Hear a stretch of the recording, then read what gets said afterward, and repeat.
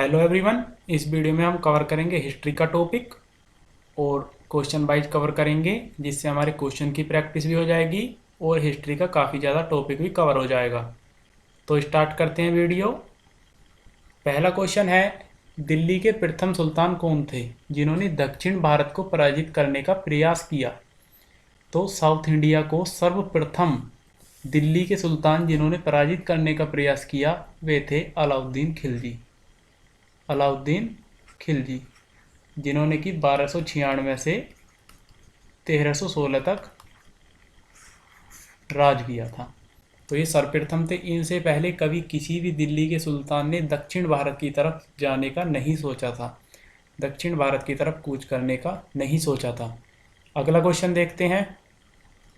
उत्तरी भारत की प्रथम मुस्लिम महिला शासक, दिल्ली पर राज करने वाली प्रथम महिला शासक थी। कौन महिला शासक सर्वप्रथम दिल्ली पर राज करने वाली थी? तो वे थी रजिया सुल्तान, जो कि थी इल्तुतमिश की पुत्री, जो कि इल्तुतमिश की पुत्री थी और ये गुलाम वंश से थी, गुलाम वंश से थी ये। और इन्होंने 1236 से 40 तक राज किया था। अगला क्वेश्चन देखते हैं। इनाम भूमि किसे दिया जाता था? तो इनाम भूमि विद्वान व धार्मिक व्यक्तियों को दी जाती थी। तो इनाम के रूप में भूमि दी जाती थी इन्हें विद्वान व धार्मिक व्यक्तियों को। अगला क्वेश्चन देखते हैं। यात्री इब्न बतूता कहाँ से आया था? तो इब्न बतूता मोरक्को निवासी था। तो इब्न बतूता जो था वह मोरक्को निवासी था और मोरक्को से आया था। और यह मोहम्मद बिन तुगलक के शासनकाल में आया था। मोहम्मद बिन तुगलक के शासनकाल में भारत आया था। अगला क्वेश्चन देखते हैं। संभाजी के बाद मराठा शासन को निम्नलिखित में से किसने सरल और कारगर बनाया? तो संभाजी के बाद जो मराठा शासन सरल और कारगर बनाया गया था वह बनाया गया था बालाजी विश्वनाथ से। बालाजी विश्वनाथ ने, इसका सही आंसर है बालाजी विश्वनाथ। अगला इंपॉर्टेंट क्वेश्चन है, अपने पिता की हत्या करके निम्नलिखित में से कौन गद्दी पर बैठा था? तो निम्नलिखित में से कौन अपने पिता की हत्या कर गद्दी पर बैठा था? सही आंसर है अजात शत्रु। अजात शत्रु अपने पिता की हत्या कर गद्दी पर बैठा था।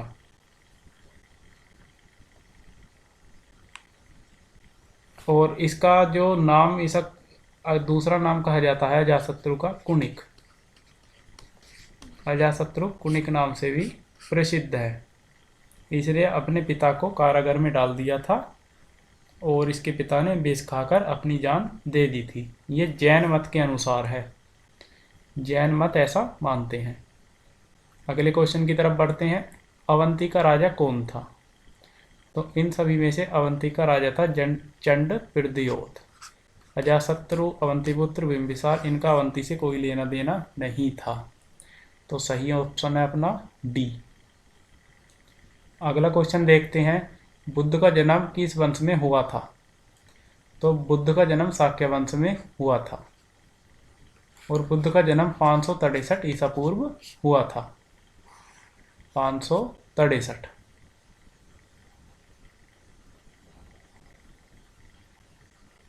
अजातशत्रु के बाद मगध में किसका शासन स्थापित हुआ? तो जब अजातशत्रु के बाद मगध में स्थापित हुआ था उदयन का शासन। उदयन सही आंसर है सी, उदयन।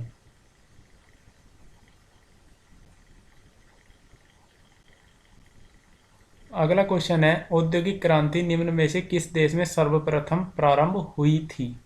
तो औद्योगिक क्रांति सर्वप्रथम प्रारंभ हुई थी इंग्लैंड में।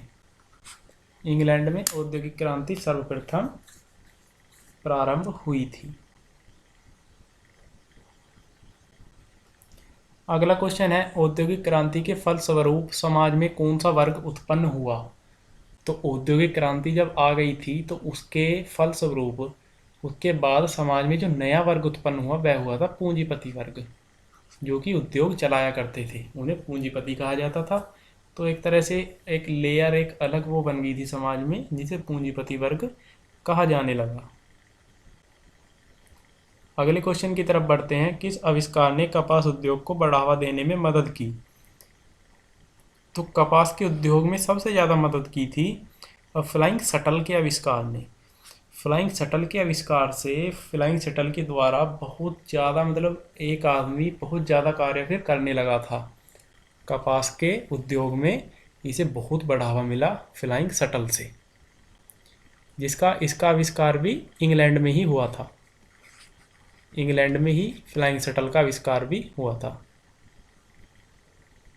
राजा को मंदिर का धन जब्त कर लेना चाहिए, यह कथन किसका है? तो यह कथन है कौटिल्य का। कौटिल्य का कथन है कि राजा को मंदिर का धन जब्त कर लेना चाहिए। भारत अरब नहीं है, इसे दारुल इस्लाम में परिवर्तित करना व्यावहारिक रूप से संभव नहीं है, यह प्रसिद्ध कथन किसका है? तो यह प्रसिद्ध कथन है इल्तुतमिश का। इल्तुतमिश को दिल्ली का वास्तविक संस्थापक भी माना जाता है। तो इन्हीं का ये कथन है कि भारत अरब नहीं है, इसे दारुल इस्लाम में परिवर्तित करना व्यावहारिक रूप से संभव नहीं है। भारत तक समुद्री मार्ग की खोज की गई थी। तो भारत तक सर्वप्रथम समुद्री मार्ग की खोज की गई थी पुर्तगालियों द्वारा। पुर्तगालियों द्वारा भारत तक, क्योंकि ये सर्वप्रथम ये ही भारत में आए थे, और एक्चुअली सर्वप्रथम तो आए थे और सबसे लास्ट तक यही रहे हैं। सर्वप्रथम आए थे और सबसे लास्ट तक भारत में रहे हैं, और इन्होंने ही भारत तक समुद्री मार्ग की खोज की थी। दयानंद सरस्वती द्वारा स्थापित है। तो इन सभी समाजों में से दयानंद सरस्वती द्वारा आर्य समाज स्थापित है। दयानंद सरस्वती जी ने आर्य समाज की स्थापना की थी। इन्होंने यह 1875 में मुंबई में की थी। मुंबई में आर्य समाज की स्थापना हुई थी 1875 में, जो कि दयानंद सरस्वती द्वारा हुई थी। और इसी की दूसरी शाखा 1877 में लाहौर में स्थापित की गई थी। अगले क्वेश्चन की तरफ बढ़ते हैं। किसने महिलाओं के लिए बामा बोधिनी पत्रिका निकाली? बामा बोधिनी नामक पत्रिका महिलाओं के लिए निकाली गई थी केशव चंद्र सेन के द्वारा। तो बामा बोधिनी याद कर लें, ये पत्रिका निकाली गई थी केशव चंद्र सेन के द्वारा। यह महिलाओं के लिए थी। तो महिलाओं के लिए बामा बोधिनी पत्रिका केशव चंद्र सेन ने निकाली थी। राजा राम मोहन रॉय के इंग्लैंड जाने के पश्चात किसने ब्रह्म समाज की बागडोर संभाली? तो जब राजा राम मोहन रॉय इंग्लैंड चले गए थे, उसके पश्चात ब्रह्म समाज की बागडोर संभाली थी रामचंद्र विद्या बागीस ने। रामचंद्र विद्या बागीस। सर टॉमस मुनरो किस भू राजस्व बंदोबस्त से संबंधित हैं? तो इन सभी भू राजस्व बंदोबस्त में रैयतवाड़ी से संबंधित है टॉमस मुनरो। रैयतवाड़ी बंदोबस्त के तहत किसानों और अंग्रेजों के ब्रिटिश, ये हो गए किसान, इनके बीच जो टैक्स के लिए बिचौलिए थे, उनको ख़त्म करने की रणनीति थी रैयतवाड़ी बंदोबस्त। एक्चुअली वो थे जमींदार कहा जाता था उन्हें। तो तमाम बिचौलिए ख़त्म करने के जो बंदोबस्त था वह था रैयतवाड़ी बंदोबस्त। उससे संबंधित थे सर टॉमस मुनरो।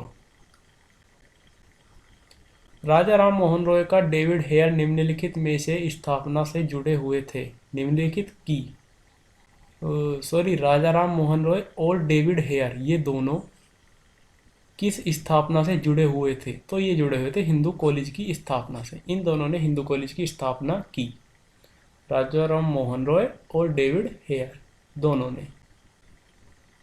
अच्छा, राजा राम मोहन रॉय को सती प्रथा के उन्मूलन में भी काफ़ी इनकी सहायता थी। किसके प्रयासों के कारण ब्रह्म समाज की शाखाएं उत्तर प्रदेश, पंजाब व मद्रास में खोली गईं? तो ब्रह्म समाज की ये शाखाएं केशव चंद्र सेन के द्वारा उत्तर प्रदेश, पंजाब व मद्रास में खोली गई थी। राजा राम मोहन रॉय किससे संबंधित नहीं है? इन सभी चीज़ों में से वे संस्कृत शिक्षा से संबंधित नहीं है, जबकि विधवा पुनर्विवाह, अंग्रेजी शिक्षा व सती प्रथा, इन तीनों चीज़ों से राजा राम मोहन रॉय संबंधित हैं। केवल संस्कृत शिक्षा से राजा राम मोहन रॉय संबंधित नहीं है। काफ़ी इंपॉर्टेंट क्वेश्चन है। अगले क्वेश्चन की तरफ बढ़ते हैं। अलीगढ़ मुस्लिम विश्वविद्यालय की स्थापना किसने की थी? तो ये स्थापना की गई थी सर सैयद अहमद खां के द्वारा। अलीगढ़ मुस्लिम विश्वविद्यालय का जो वर्तमान नाम है, ये 1920 में इसको यह नाम मिला था। वर्तमान नाम 1920 में मिला था और इसकी स्थापना 1875 में की गई थी, 1875 में। लेकिन जो वर्तमान नाम है अलीगढ़ मुस्लिम विश्वविद्यालय, यह नाम मिला था 1920 में। तो इस वीडियो में हमने हिस्ट्री के काफ़ी अच्छे क्वेश्चंस कवर किए, जो कि एग्जाम पॉइंट ऑफ व्यू से काफ़ी इंपॉर्टेंट है। इस वीडियो में इतना ही, मिलते हैं अगली वीडियो में। Till then take care, good bye.